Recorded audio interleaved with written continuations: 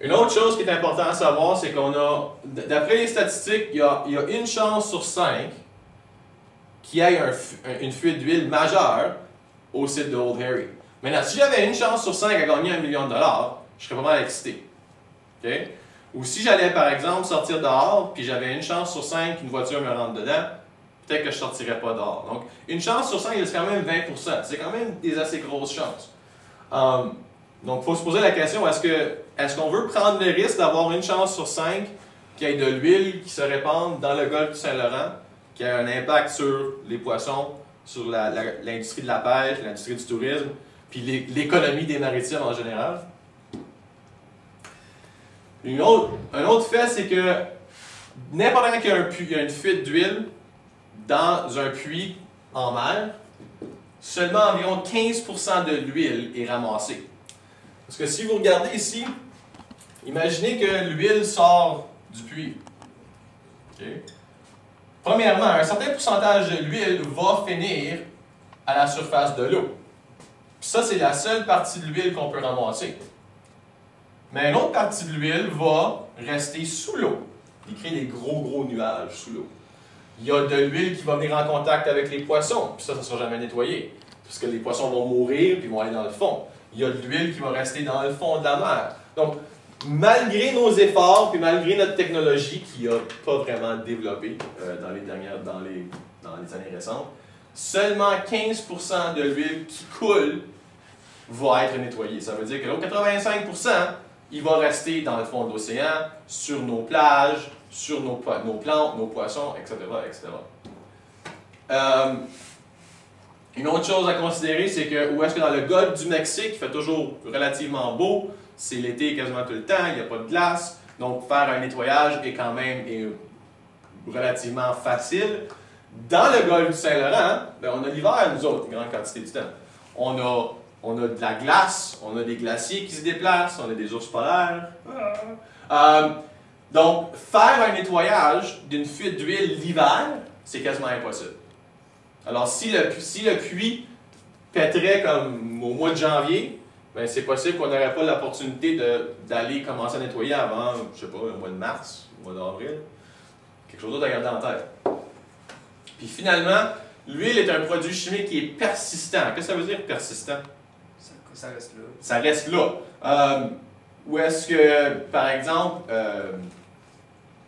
comme, tu prends une banane et tu la piches dans une forêt. Ben, il y a des animaux qui vont le manger, puis éventuellement ça va décomposer, puis tu reviens dans comme 2-3 semaines, il n'y a plus de banane. L'huile n'est pas comme ça. L'huile va rester dans l'écosystème de façon quasi permanente.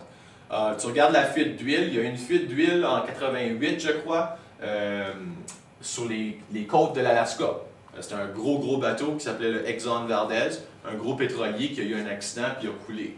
Ben, même aujourd'hui, en 2011, si on regarde en dessous de la surface de la Terre, là, sur les côtes d'Alaska, on retrouve encore de l'huile.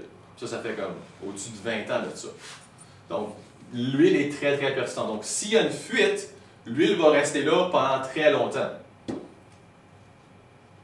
Puis, il faut aussi garder en tête, puis ça c'est un point qui est plus qu'une question, c'est une question plus, pas philosophique, là, mais quelque chose à pondérer aussi, là. C'est le fait que dans ce puits, à Old Harry, on estime qu'il y a environ 2 milliards de barils d'huile. Maintenant, j'ai trouvé sur Internet différents chiffres, là, mais en moyenne, là, chaque baril d'huile équivaut à, quand que c'est utilisé puis brûlé, éventuellement sous forme d'essence, de diesel, etc., chaque baril produit environ 317 kg de CO2. Tu multiplies ça par 2 milliards, 317 kg fois 2 milliards de barils.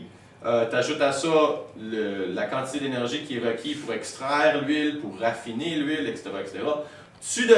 Tu arrives très proche de 1 trillion de kilogrammes de CO2. Puis, CO2 amène au changement climatique, réchauffement de la planète, changement climatique. Alors, il faudrait aussi se poser la question, est-ce qu'on veut extraire plus d'huile afin de produire plus de CO2, considérant le fait qu'on voit déjà les effets du changement climatique, par exemple, à l'île du Prince-Édouard. Donc, est-ce que ça vaut la peine, considérant tout ça, et le fait que l'huile qui est extraite va être brûlée éventuellement. Est-ce qu'on veut vraiment sortir cette huile-là du sol? Donc, ça c'est une grosse question. Est-ce que ça vaut le risque? Ça c'est la question, je pense que tout le monde faut qu'il se pose pour avoir, si tu veux avoir ta propre opinion, c'est bon de poser la question, est-ce que ça vaut le risque? Donc, par exemple, Hailey, jeudi passé, elle a pris le risque de prendre l'autobus pour venir à l'école, et en sortant de l'autobus, elle s'est blessée la cheville. Alors, maintenant, ça veut dire que quand Hailey a embarqué sur l'autobus, elle a dû se poser la question, OK, mais c'est quoi les avantages, les désavantages, les risques, tout ça?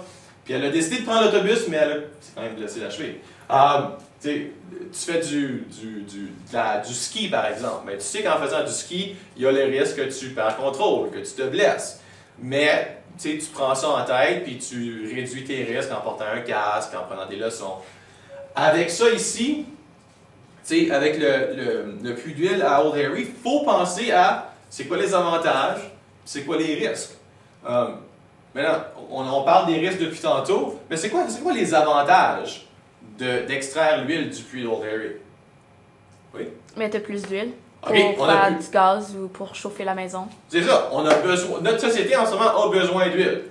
Pour faire fonctionner nos voitures, beaucoup d'entre nous chauffent nos maisons avec du pétrole, avec de l'huile, donc des lubrifiants, de la peinture, il y a plein de choses qu'on fait avec de l'huile, du plastique. Donc c'est un produit chimique qui est utile. Oui. De l'huile aussi. On fait de l'huile avec de l'huile? Oui. Ouais. Ce serait quoi les autres avantages d'extraire l'huile du golfe du Saint-Laurent?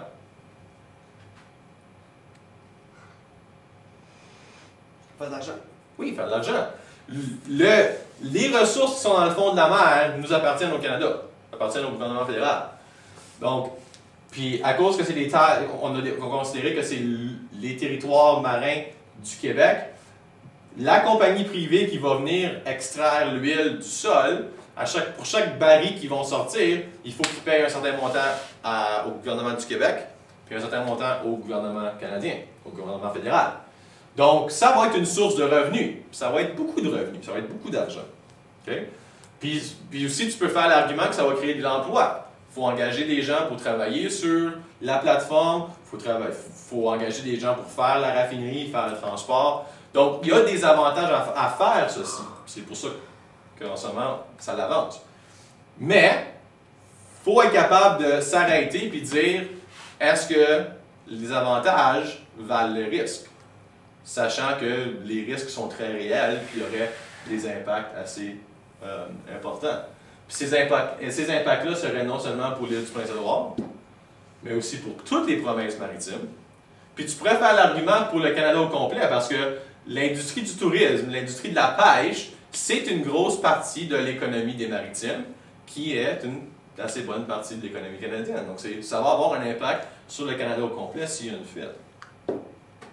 Mais aussi, c'est important de considérer, pour moi, pour vous autres, est-ce qu'on va dans la bonne direction? Est-ce que c'est quelque chose qui serait bon pour vous autres 10, 15, 20, 30 ans dans le futur? Parce que une fuite là va pas avoir un impact sur l'industrie de la pêche puis sur l'industrie du tourisme pendant une couple de mois. Ça pourrait être des années avant que la situation revienne normale, avant que l'impact de l'huile soit vraiment moins important. Puis aussi, encore, changement climatique. Ça, c'est quelque chose qui est vraiment plus dans le futur, on commence à voir déjà les effets maintenant, mais dans 10, dans 20, 30, 40, 50 ans, on s'attend à voir des grands changements. Alors, est-ce qu'on veut dire aujourd'hui, de nos jours, on devrait commencer à réduire la consommation d'huile, pas l'augmenter, puis réduire la quantité d'huile qu'on sort du sol, pas l'augmenter?